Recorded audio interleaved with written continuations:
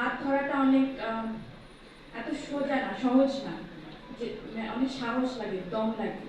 তো ব্যবসায়ীরা আসলে সবাই এইভাবে ছোট ছোট ক্ষুদ্র ক্ষুদ্র ব্যবসায়ীকে বা উদ্যোক্তা যারা আছেন তাদেরকে হাত ধরার এই যে স্বপ্নটা বা হাত ধরাটা, এটা আসলে অনেক সাহস নিয়েই রিমার আপনজন শুরু করেছে।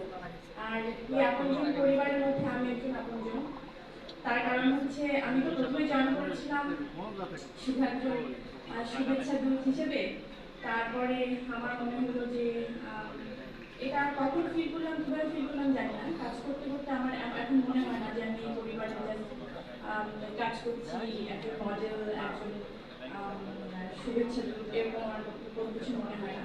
কারণ এমন হয় যে আমি যখন হসপিটালে থাকি, রিমার থেকে আমার প্রথম যখন আমি সরি আমার এইসব কথা আমি কেন জানি ইমোশনাল কথাবার্তা বেশি হয়ে যায় আমার, কারণ আমাদের প্রোগ্রামটার নাম হচ্ছে আপনজন। তো আপনজনের তাদের ব্যাপারটা আমি একটু বলি, যে তারা সবসময় বিপদে মানুষের পাশে থাকতে চায়।